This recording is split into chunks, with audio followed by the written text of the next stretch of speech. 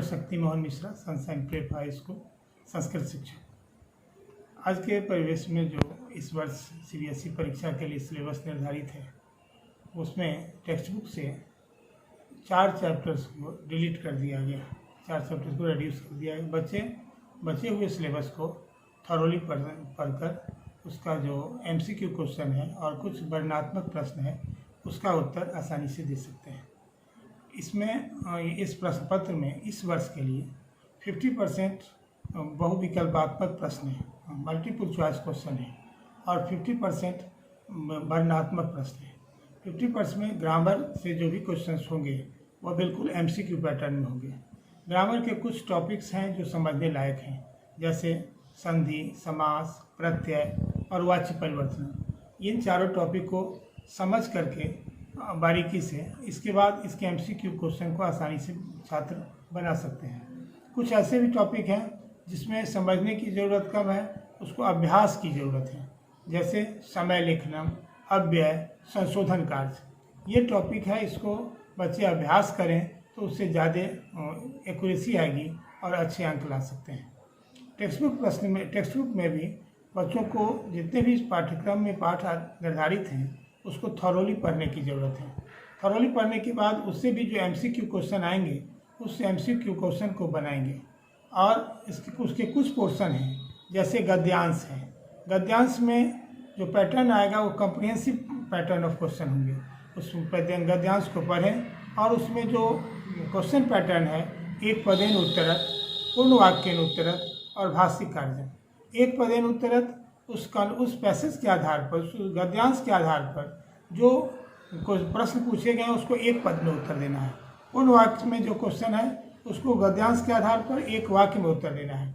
भाषिक कार्य के जो प्रश्न होंगे उस गद्यांश में जो व्याकरण से संबंधित प्रश्न होते हैं, जैसे संधि करना, विशेषण विशेष बताना या क्रिया के लिए कर्ता पद क्या होगा ये बताना, ये भाषिक कार्य से होते हैं। यूँ कह सकते हैं यह तो वर्णनात्मक प्रश्न है, लेकिन इसमें भी 50% जो क्वेश्चन है वो बिल्कुल एमसीक्यू है, जैसे एक पदेन उत्तरत, भाषिक कार्यम, ये एमसीक्यू पैटर्न ही है।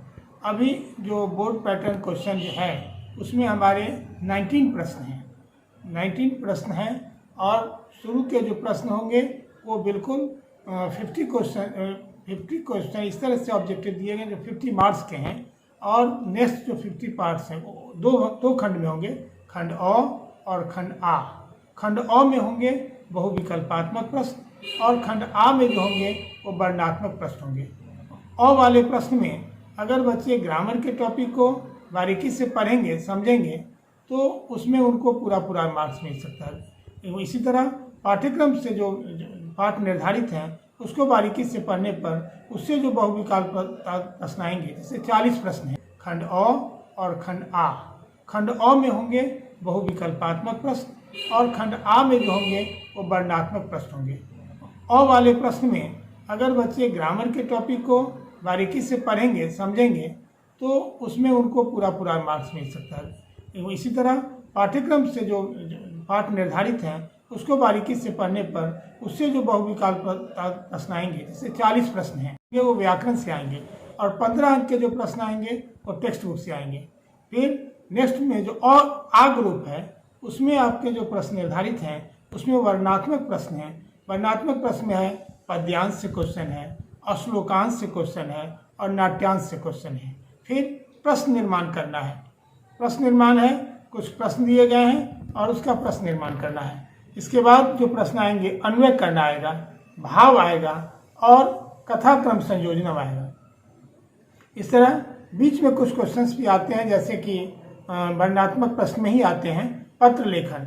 पत्र बच्चों के प्रश्न पत्र में दिए रहेंगे, उसके लिए नीचे सब सूची दिया हुआ है। पत्र को पढ़ें और उस सब सूची से पत्र को पूरा करें। फिर अगला क्वेश्चन है चित्रलेखन। चित्र को बारीकी से देखें, उसके नीचे कुछ वर्ड दिए हुए हैं। उस चित्र का वर्णन इस तरह से होना चाहिए कि वह एक छोटा सा अनुच्छेद हो जाए और प्रत्येक सेंटेंस में, प्रत्येक वाक्य में एक क्रमबद्धता होनी चाहिए।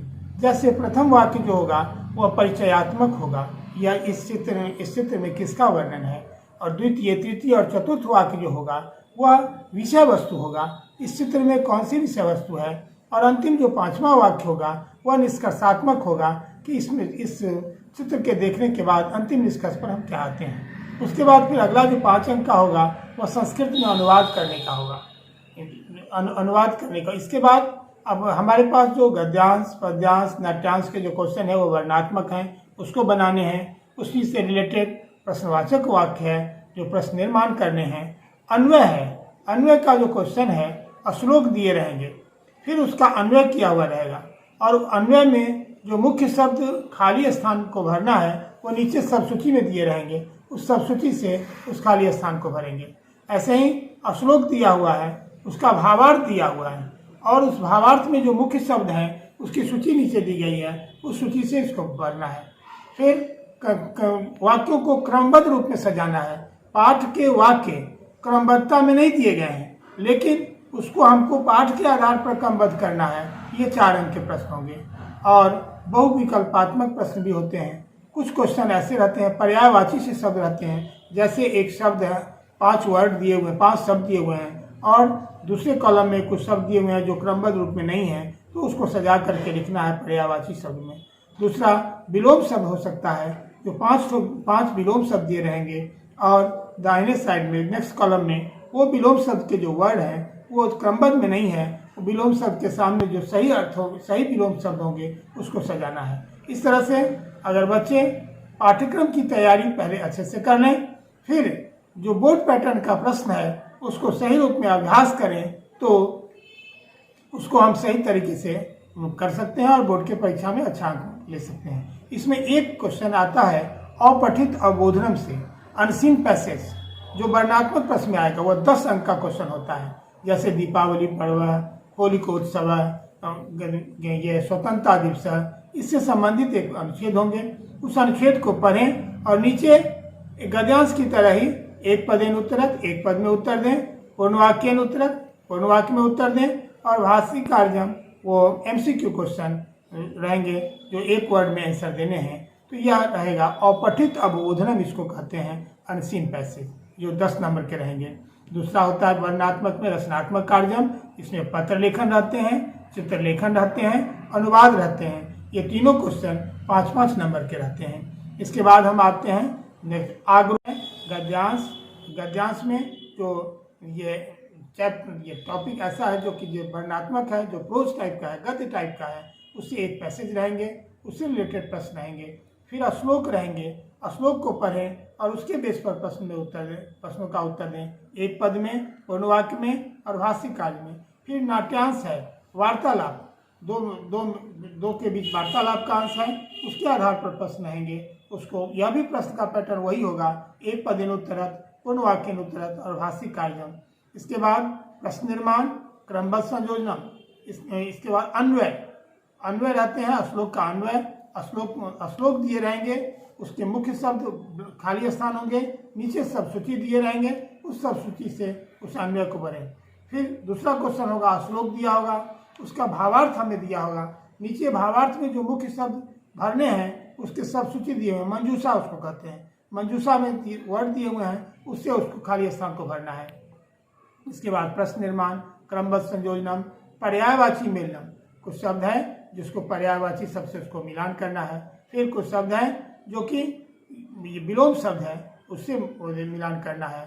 और एक और क्वेश्चन आ सकता है, वह क्वेश्चन होता है जो टेक्स्ट बुक से रिलेटेड होगा, जिसमें एक वर्ड अंडरलाइन है, उसके 4 मीनिंग दिए हुए हैं, उसका सही मीनिंग क्या है उसको लिखना है। ऐसा 4 नंबर का प्रश्न हो सकता है। इस तरह से हमारा जो पैटर्न है वह इंटरैक्टिव संस्कृत, वह बिल्कुल MCQ पैटर्न है। और बच्चे अगर ग्रामर को समझ कर तैयारी करें और टेक्स्ट बुक के चैप्टर का पाठ अर्थ बारीकी से अध्ययन करें, और बोर्ड पैटर्न का जो प्रश्न दिया गया है, बोर्ड पैटर्न जो क्वेश्चन दिए गए हैं उसका निरंतर अभ्यास करें, तो अभी के जो पैटर्न में जो ऑनलाइन शिक्षा दी जाती है उसमें बच्चे की तैयारी अच्छी हो सकती है और वो बोर्ड परीक्षा में उत्तम अंकों से उत्तीर्ण हो सकते हैं। और ऑनलाइन पैटर्न में भी किसी तरह की कमी नहीं होगी, सभी तैयारी अच्छे से कर रहे हैं, सभी शिक्षक काफ़ी मनोयोग के साथ पढ़ा रहे हैं, सभी पाठ्यक्रम सही समय पर समाप्त होगा, उनका अभ्यास कराया जाएगा और बच्चे भी